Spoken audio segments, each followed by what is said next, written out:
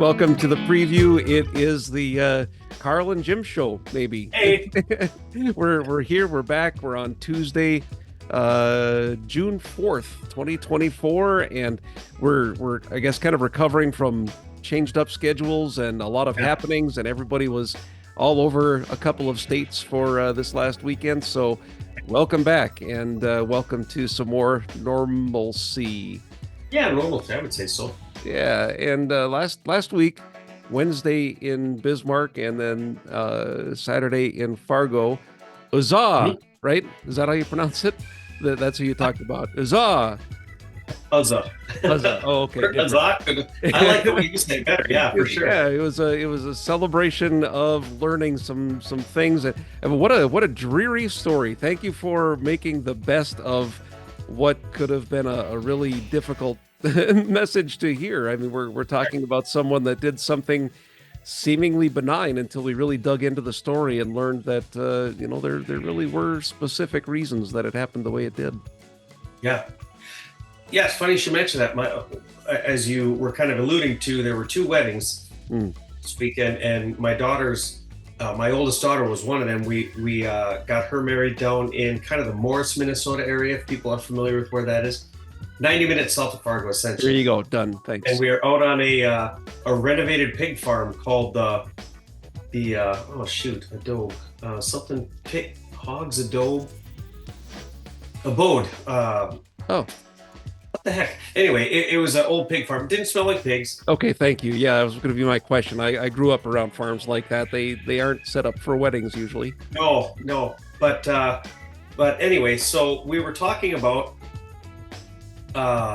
just not at the wedding, but just sitting around. There's a lot of time for chit chat, and I got stuck with a group of people, and they were talking about obedience to God versus partial or temporary or pointillistic obedience, and then kind of going back to your old way, and then just wondering why things just don't seem to be getting any better. And there were a lot of different examples of people like, oh, I have a friend that. And that's exactly right.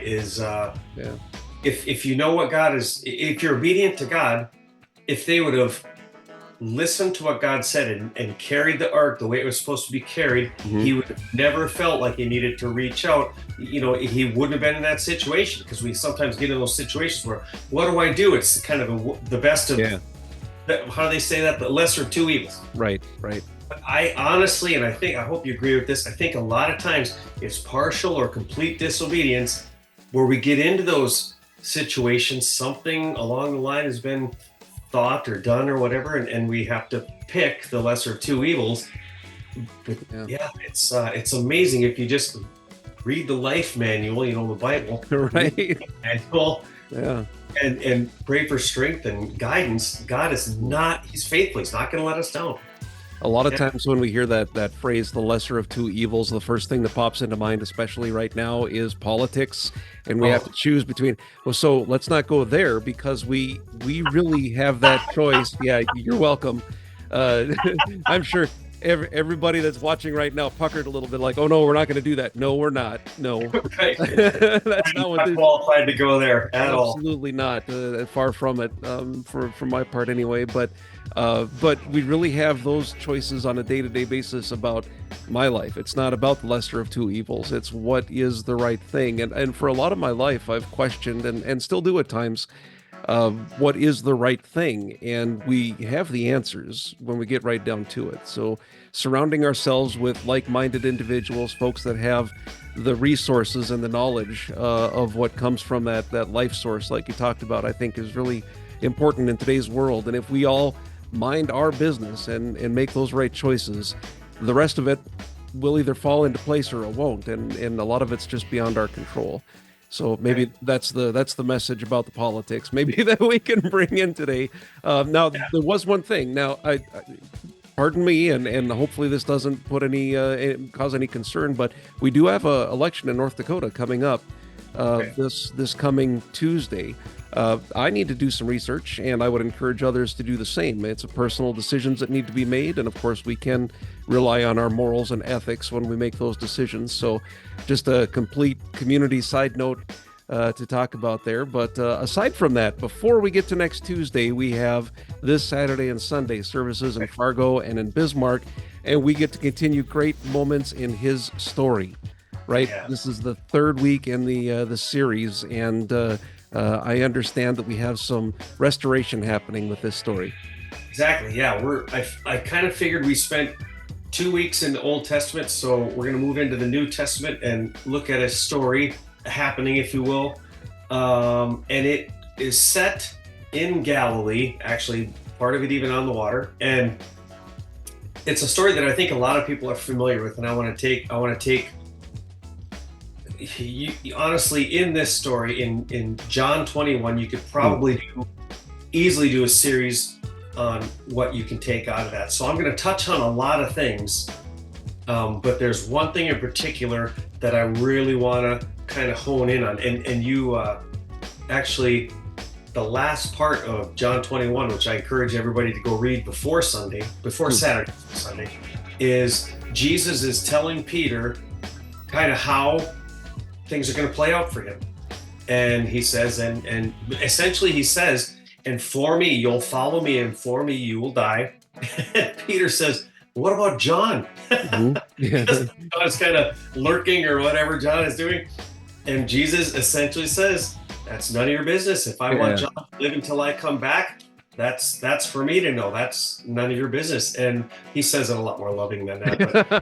But, that's the end of John 21. But what we're going to look at, before we get to that, is everybody's familiar with before the what is it? No, you got me stuck on it.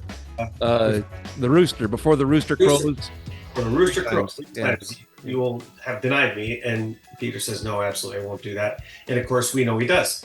Mm-hmm. And this is, and I always try to put myself in their shoes, because it's so easy for us to look at stories like that and say, no way, man, I would say, yes, of course, that's my savior. I would do that, all puff-chested, and we like to think we would, but so did Peter. He liked to think he would too. So when I put myself in a situation and you deny Jesus like he did, it's easy to get an idea of how heart-wrenching that would be, how worthless you would feel, how absolutely a failure you'd see yourself as. And so I think a lot of that's happening. And what's really cool with how God sees us is he knows what we need to get us back to where we need to be. Right. If we're willing. And he kind of, like my dad would say, puts him through the ringer. He sets him down and probably was really uncomfortable, but it's what Peter needed to be restored. And that's the word you were saying, restored. And restores Peter to what he needs to be to continue on with the purpose that he was made for, which honestly, Jim, I think God does that for all of us. The trick or the hiccup would be if we're willing to listen, right. If we'll put ourselves in front of God and say, okay, what do we need to do? And being at peace to hear those messages. That can be difficult in today's world, right? So is this the week that you finally tell us this is the easy one? Like we don't really have to work at it and everything is just easy from here on out? Are we there yet? Or won't be this week. Okay. Yep. Yeah. Always. Every week it's next week, right? Right. Yeah. That'll be the communal, right? The traveling moniker. Forever and ever. It's just a week away. We're just a week away from it happening. Exactly. I love it. Yeah. All right. We also have communion in Bismarck this week on Sunday. Now, Fargo on Saturday, 10 a.m. New to your location, and the service there is childcare. You have that set up. We're offering professional childcare for single parents or parents that just want to be part of the service and maybe have their kids do something a little more age appropriate. Another great opportunity to invite a young family to church. The ones that get no rest and they love their kids, but they don't necessarily like them that Sunday morning. Great opportunity to drop them off with somebody else and enjoy the message. How about that? Or Saturday morning. Yeah. That's a great marketing ploy. We know you love your kids. We want to give you a break. Right. Yeah. Come get saved in more ways than one. Right. Yeah, for sure. And we have snacks. Yeah, Yeah. that'd be Oh, awesome. wow. Yeah. And so Bismarck, again, 10 o'clock on Sunday. Now we don't have Sunday school during the summer, so services at 10 o'clock. We'll have communion, some music in both locations, I'm sure, like we do. And I think that does it. Anything else that you've got for us this week? No, I think like everybody, I'm ready for a little bit of a dry spell. Hmm. Not Elijah dry spell, but just so we can mow our lawns effectively or something. Yeah, amen. We're that's where I'm heading next. So hopefully you gave me some good vibes to get that done. So really Yeah. appreciate everybody joining us. Thank you for being here, Karl, and for all you've done for the church. Love to see everybody this coming Saturday and Sunday, and we'll take it from there. God bless. God bless.